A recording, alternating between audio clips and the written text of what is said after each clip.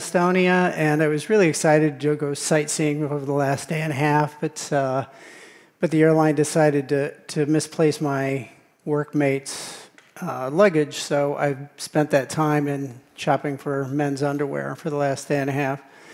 And I visited your department stores. People have been wonderful, by the way.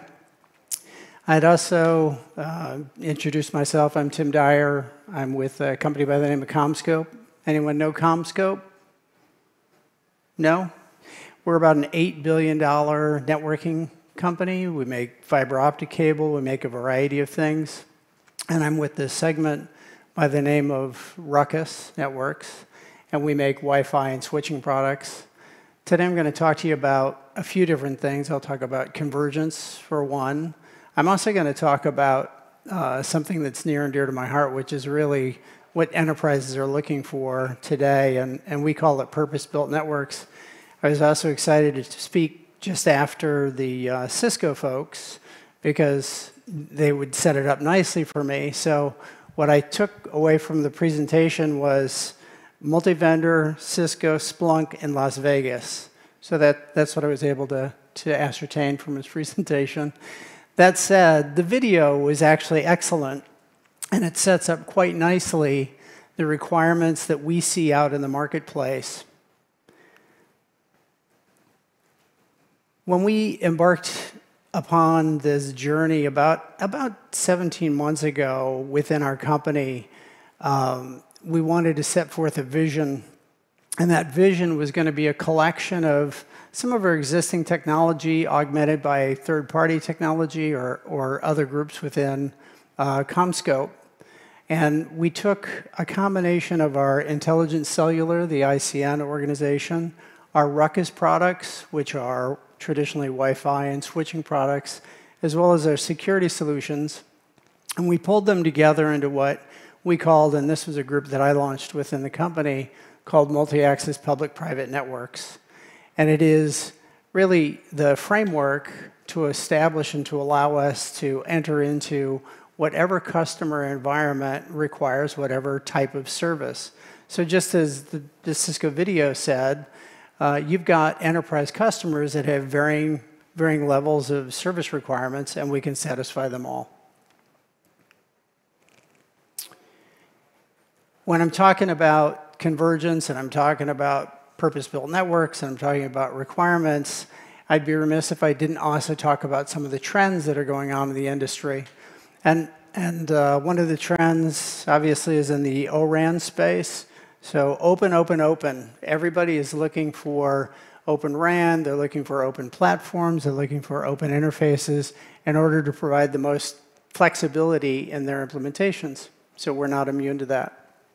Supporting O-RAN Alliance was one of the foundational things that we've done. Also, you've got this notion of being green. So everything that we build now, we think about how do we reduce space, how do we reduce heat, how do we reduce power consumption in order to bring those products to market. We also think about IoT, the proliferation of IoT. I think earlier today, we were talking about IoT, and we were also talking about Wi-Fi. IoT is in the billions of devices that have been deployed now. So it's if not trillions even. It's really pretty astounding. And in the Wi-Fi arena, we talk about 10 billion connections, 10 billion devices that have been connected, and another 10 billion over the coming years. So these numbers are quite stupefying. And the network framework that has to be put in place also has to support this. And then lastly, AI does seemingly everything nowadays. So tying your shoes, I think a little bit of everything.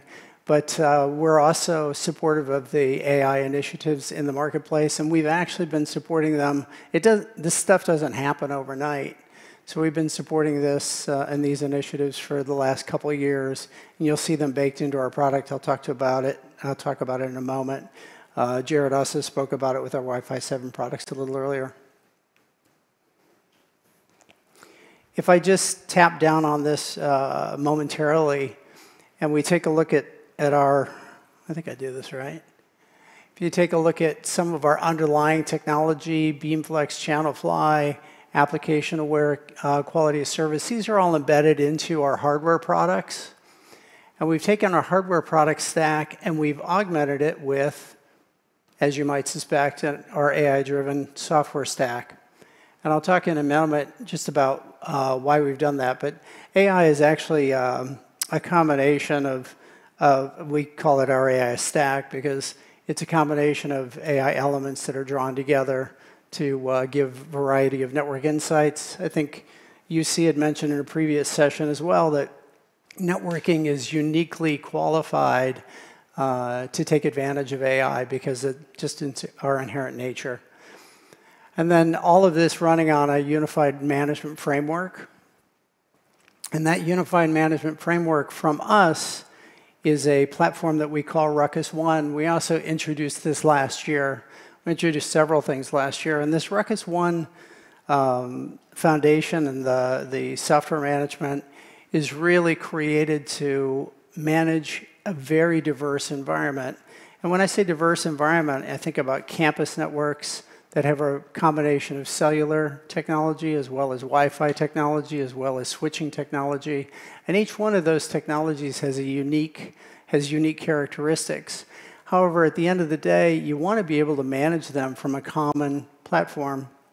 And I was actually in an interview recently with an individual back in the States, and we were talking about this notion that one of the reasons you want to manage this from a common location or from a common framework is to save yourself time.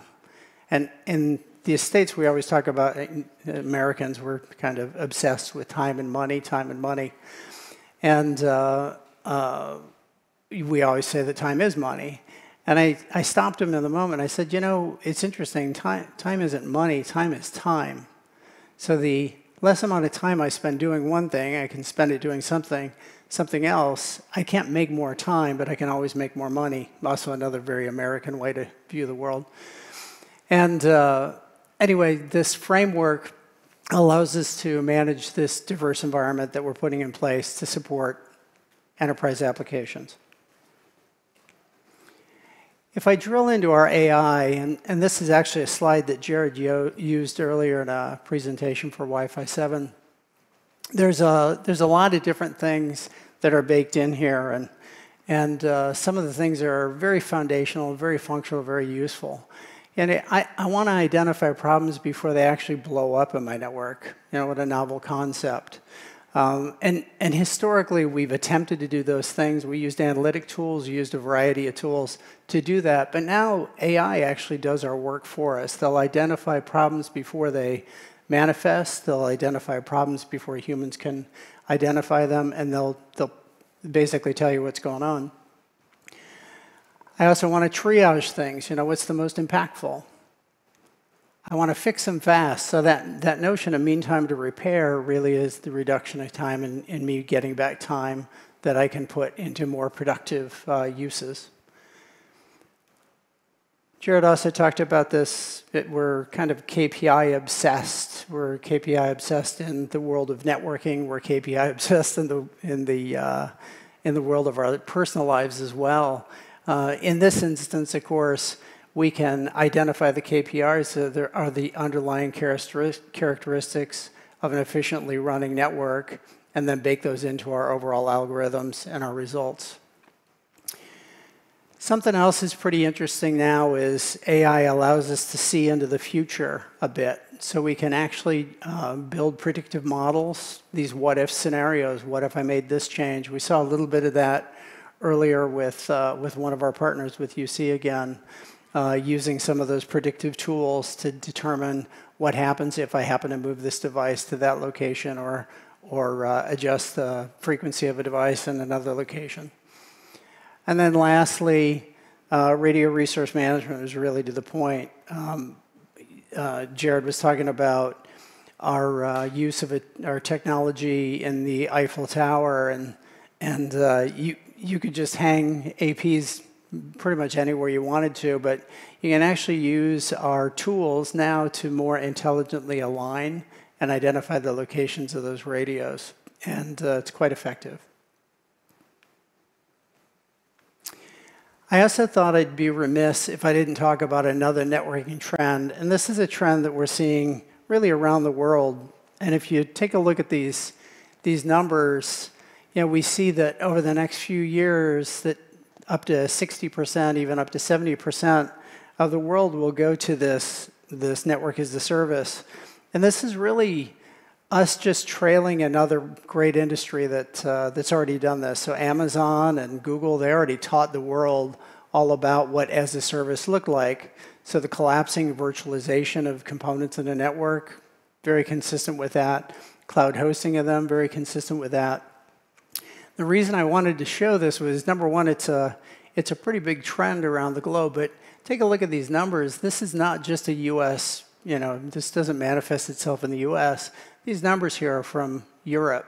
So this notion that people will outsource their networks in the coming months and years to service providers is very prevalent. And it's also highly impactful. So why would they do that? They do that for a combination of reasons. They don't have the technical resource. They don't have the tools. They don't have the cash. There's a combination of things and reasons why people would do that. But this all gets baked into the overall notion that people want to outsource their network, and they're looking for people to do that with. And I'll just touch on this briefly. What is that NAS?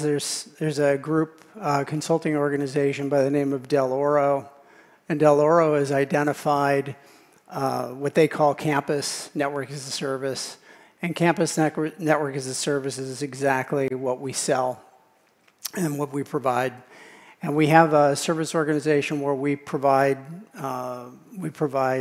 network management functions or monitoring functions and network as a service to about 43,000 networks, largely in the United States. We do that as RUCKUS. And we rely heavily on our partners to do that elsewhere in the world using our tools and our capabilities, of course. Now, what does all of this mean as I roll all this together? I finally get to this notion of purpose-built network. And one of the things that we are known for at RUCKUS is putting our networks into the most demanding environments in the world. And if you take a look at some of the applications that we satisfy, if you look at hospitality, you think, okay, I'm in a hotel, no big deal. Well, you've got literally, potentially billions of people around the planet that are going to different hotels and convention facilities, and they're bringing every device imaginable. And we have to satisfy the requirements and make sure that the network is up and running for virtually any type of device that could connect to it on the planet. And we do that quite effectively. Some of our partnerships are with companies like Marriott and Hilton. And then if I look at the education sector, it's another interesting sector. For higher education, campuses are obviously a very large market for us, and they look very much like smart cities. So it's a combination of cellular technology with Wi-Fi technology, with switching technology deployed in a campus environment. And that campus could also include large venues. So it's another area of focus for us, large venues. So the requirements to satisfy communication needs in a venue are far different than other locations. Imagine providing voice service or data service for 10,000, 20,000, 50,000, 100,000 people that come to a single location. The networking requirements are quite different and quite demanding. And it's an area that we excel, yet another area that we excel. Also in the government area, there's a lot of communication, a lot of talk around private networks. I think a ship at sea is probably the most illustrative private network on the planet, that you're out running independently and your communication needs exist within that particular bubble. And we have technologies that we've deployed both with the U.S. military as well as other military agencies to satisfy those requirements. The multifamily environments, here's where you get into the MDUs and mixed-use environments, highly dense, highly collaborative environments, again, where people are bringing a lot of different communication devices to bear, and they're in highly dense environments. And then lastly, manufacturing and logistics. I started this by talking a little bit about our complete stack. So we have cellular products, we have distributed antenna systems, we have indoor cell products, we have licensed products, unlicensed products, we have our Wi-Fi unlicensed products. And manufacturing is one of those environments that is quite unique in that I could have varying devices that have varying needs. So I've got a robot running at 14, well, I'll use feet, 14 feet per second, so running pretty quickly through a manufacturing facility, actually might require some local cellular or private network application to satisfy that particular requirement. It may then take a package to another location or take a widget to another location, and that widget needs to then be scanned or observed using AR/VR headset that could easily be Wi-Fi connected. So you wind up in these situations where you've got a combination of technologies that are brought to bear to satisfy the enterprise requirement. And those are the markets and those are the applications that we really excel. And with that, I'm going to stop. I'm 3 minutes ahead of time because I talk fast. And I'll offer that I'll be milling around as well as my work cohort there. What's your name again? Jared. Yeah, Jared Griffith. And so Jared and I will be around here this afternoon. If you have any questions for us, we'd love to address them, and we really appreciate your time today. Thanks so much. Thank you, Tim. Actually, I have one question also for you. That it's actually AI is something that it's not sure yet. That is it still hype or product? And then I'm glad to see actually that you have integrated it to your product. And then even I can say that it is one of your employees. What do you think is the AI the most expensive employee that you have? Is most expensive or most useful, or how do you mean? Both, but expensive, I would say. You know what? I don't look at the expense of AI. I look at what it's actually going to offset in terms of either savings, direct or indirect savings for whatever application space. And we actually are seeing that the use of AI. In fact, there are surveys that have been done now. Eliminating the swivel chair is one of the things we talk about in the States, eliminating the swivel chair, which is basically, I don't want to go from one monitoring system to another system. If I can bake it all into one common system and then have visibility, it will save me up to roughly 29% of my time. So, and that's a mixed cellular and Wi-Fi environment. So I look at it as a cost savings more than something that's going to cost me a lot of money. So we look for real world applications and practical applications for the use of AI. And we just see, it's not that it's infinite, but we certainly see a lot in the early stages right now. And I'll also suggest that we're on a journey, and this is something that we remind people of all the time. This is really we're early days into this. We're early days into convergence. We're early days into AI. And AI is going to take all kinds of different twists and turns for us as we move forward. And I talked about an AI stack. Most people don't even think about AI stacks. They just think about, can I write a love note to my kids or use AI to do that? And you have to look at AI across the spectrum of your needs. And most people don't do that either. How do you use it for marketing? How do I use it for ticketing? How do I use it for writing emails? How do I use it for variety? How do I use it to better collate information in to my own internal email? So I think that there's a lot of very practical uses for it, and I think they'll emerge more over time. And I think they'll actually be the ones that take off more than kind of these less so than the esoteric ones. And I should also note, in tech, we're also very focused on this notion of digital twin. And I do believe that AI is going to play a very important role in digital twin. There will be a lot of ultimate cost savings that we'll see in that space too. Okay, thank you. So.